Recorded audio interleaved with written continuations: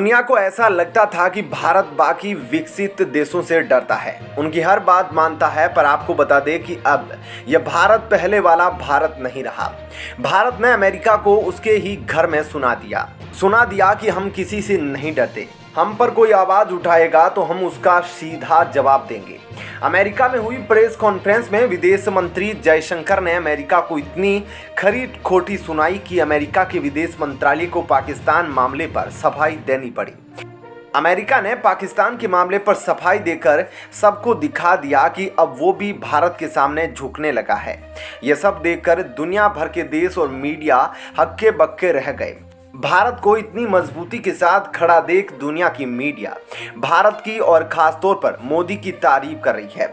America के साथ साथ भारत ने रूस की भी हेकड़ी सही कर दी है। रूस जो आजकल हर बात में युद्ध की तैयारी करता है, उसे भी भारत ने ठेठ तरीके से समझा दिया है कि हर बात का हल युद्ध से नहीं होता। रूस जो कि भारत का बहुत अच्छा दोस्त है, वो भारत की बात बहुत ही अच्छी तरीके से समझ रहा है और इसी तरह से उस पर काम भी कर रहा है। जब से दुनिया को समझ में आ गया है कि भारत अब वो भारत नहीं रह गया कि जिसे जो भी चाहे सुनाकर चला जाए, तब से चीन ने भी भारत के सामने अपने आप को सरेंडर करना शुरू कर दिया है। पिछले कुछ समय से बहुत बार ऐसा समय आया है जब हमने देखा कि चीन भारत के सामने खुद को सरेंडर करता आया है। पिछले 2 सालों से चीन भारत की सीमा में बार बार घुसता रहा है और सीमा के क्षेत्र में अपना ठिकाना बनाता रहा है। पर भारत ने हर बार युद्ध छोड़कर बातचीत से मसला हल करने का रास्ता ही अपनाया, लेकिन चीन ने कभी भी बातचीत की बात नहीं मानी। हर बार चीन अपनी गलत इरादों के साथ सीमा पर हलचल करता रहा। 16 दौर की बातचीत के बाद चीन जब भी नहीं समझा तब भारत को अपना वो भेष दिखाना पड़ा, जिसके बाद चीन ने सरेंडर कर दिया। जिस प्रकार भारत ने अमेरिका में हुई प्रेस कॉन्फ्रेंस में अमेरिका को जवाब दिया, उसी तरीके से भारत ने चीन को भी आड़े हाथों लिया है। इसके बाद जाकर चीन ने भारत के सामने सरेंडर किया और पिछले 2 सालों से जिन 4 जगहों पर चीन ने अपना ठिकाना बनाया हुआ था, उन ठिकानों से चीन ने अपना बोरिया बिस्तर उठा लिया। चीन को समझ आ गया कि अब अगर भारत से पंगा लिया तो युद्ध में नहीं जीत पाएगा। चीन को समझ आ गया कि जब पूरी दुनिया भारत का अलोहा मान रही है, तब ऐसे माहौल में चीन को भारत से पंगा नहीं लेना चाहिए। दोस्तों, इस खबर पर आपकी क्या राय है, हमें कमेंट करके ज़रूर बताइएगा और खबर पसंद आई हो तो वीडियो को लाइक शेयर जरूर कीजिएगा। जय हिंद।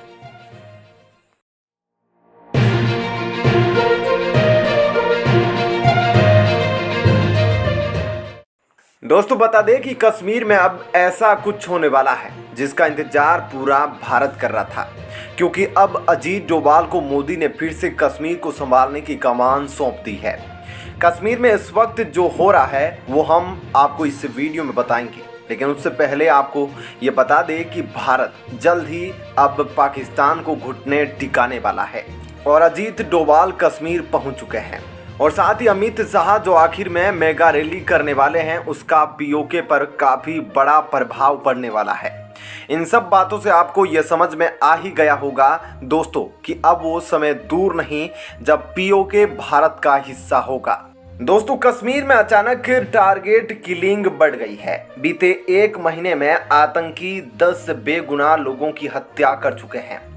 दोस्तों, जम्मू कश्मीर में आतंकियों ने अपनी रणनीति बदल ली है। आतंकवाद अब छोटे मोटे अपराध या फिर बिना किसी अपराध के रिकॉर्ड वाले स्थानीय युवकों को लालच देकर भर्ती कर रहे हैं।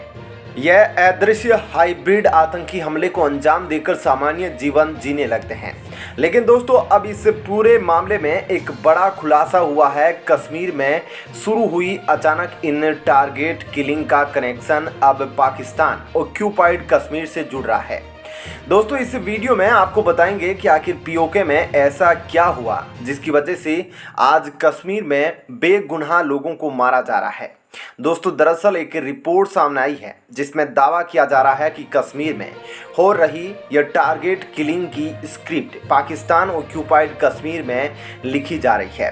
दोस्तों, टारगेट किलिंग पर एक बड़ा खुलासा करते हुए खुफिया एजेंसियों ने कहा कि इन हथियारों की योजना पिछले साल पीओके की राजधानी मुजफ्फराबाद में बनाई गई थी और इसको अंजाम अब दिया जा रहा है।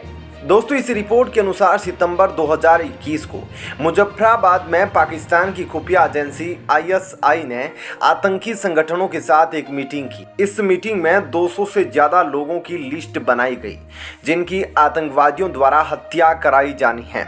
इस मीटिंग में तय किया गया कि कश्मीरी पंडितों, सुरक्षा कर्मियों और बीजेपी के स्थानीय नेताओं के अलावा केंद्र सरकार के कर्मचारियों को निशाना बनाया जाएगा। दोस्तों, ISI ने इन हत्यारों की जिम्मेदारी लेने के लिए नए नामों से आतंकी संगठन तैयार किए। दोस्तों, आपको बता दें कि इन टारगेट किलिंग में ज़्यादातर वे आतंकी शामिल हैं जिनका पहले कोई आपराधिक रिकॉर्ड नहीं रहा और ना ही इन्होंने किसी टेरर कैंप में ट्रेनिंग ली है। ये हाइब्रिड आतंकी सुरक्षा बलों के लिए बड़ी चुनौती बन चुके हैं। दोस्तों, अगर ये आतंकी हमला करने के बाद सुरक्षा कर्मियों के रडार पर नहीं आते तो ये फिर से सामान्य जीवन जीना शुरू कर देते हैं। दोस्तों, ये आतंकी हमला करके लोगों के बीच ऐसे घुल मिल जाते हैं जैसे कोई आम इंसान हो, इसलिए पुलिस को भी इनको पकड़ना काफ़ी मुश्किल हो रहा है। लेकिन अब पाकिस्तान के इस खतरनाक एजेंडे को तबाह करने के लिए भारत सरकार ने भी अपनी रणनीति बदल ली है। दोस्तों, पूरी ऑपरेशन की जिम्मेदारी खुद गृह मंत्री अमित शाह और NSA अजीत डोभाल ने ले ली है और इन सभी के बीच भारतीय सेना भी अपनी एक नई रणनीति के साथ मैदान में उतर गई है। कश्मीर के ऐसे माहौल को देखते हुए गृह मंत्री अमित शाह ने न सिर्फ अजीत डोभाल और रो चीफ से मुलाकात की बल्कि एक हाई लेवल मीटिंग भी की जिसमें कई वरिष्ठ अधिकारियों ने हिस्सा लिया। बता दें कि दोस्तों, अजीत डोभाल ने कश्मीर पहुंचकर आर्मी चीफ और रो चीफ से मुलाकात की और इन नए तरह के आतंकियों को पकड़ने के लिए सरकार ने नया मास्टर प्लान तैयार किया है। इन सब बातों से साफ पता चलता है कि कश्मीर का माहौल खराब करने के लिए पाकिस्तान से जुड़े आतंकवादी टारगेट किलिंग से कश्मीर में दहशत फैला रहे हैं। लेकिन भारत इस बार पूरी तरह से तैयार है और पाकिस्तान की इस चाल को बिल्कुल भी कामयाब होने नहीं देगा। आपको क्या लगता है दोस्तों, क्या पाकिस्तान अपने प्लान में कामयाब हो पाएगा और भारत को POK वापस लाने से रोक पाएगा? इस बारे में हमें अपनी राय कमेंट करके जरूर बताइएगा। धन्यवाद।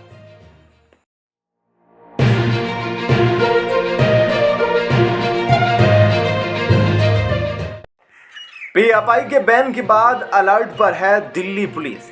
दिल्ली में हमले की आशंका तेज। हमले की खबर के बीच पुलिस हो गई है तैनात। संवेदनशील इलाकों में पुलिस ने किया फ्लैग मार्च। जी हां, आपने देखा कि कैसे दिल्ली पुलिस संवेदनशील इलाकों में जाकर लोगों से उनके आधार कार्ड और परिचय पत्र मांग रही है। जी हां, अब वो समय आ गया है जब कागज दिखाना जरूरी हो गया है। इसके अलावा केंद्र सरकार ने जब से PFI पर बैन लगाया है तब से कुछ प्रदर्शन भी हो रहे हैं और क्या क्या बातें जुड़ी है इस खबर से बताते हैं आपको इस वीडियो में। पूरी खबर जानने के लिए इस वीडियो को अंत तक जरूर देखिएगा। दोस्तों, आपको बता दें कि केंद्र सरकार ने popular front of India PFI को बैन कर दिया है। इतना ही नहीं, PFI के 8 सहयोगी संगठनों पर भी 5 साल के लिए प्रतिबंध लगाया गया है। PFI पर बैन लगाने के बाद लॉ एंड ऑर्डर की स्थिति को बनाए रखने के लिए दिल्ली पुलिस सतर्क है। इसके लिए कई तरह से तैयारियां भी की गई है। उत्तर पूर्वी दिल्ली में पुलिस के 250 जवानों ने मॉक ड्रिल की। किसी भी तरह से असामान्य हालात से कैसे निपटे, इसकी पूरी तैयारी कर ली गई है। नॉर्थ ईस्ट दिल्ली में पुलिस के जवानों ने मॉक ड्रिल के दौरान आंसू गैस के गोलों का इस्तेमाल किया।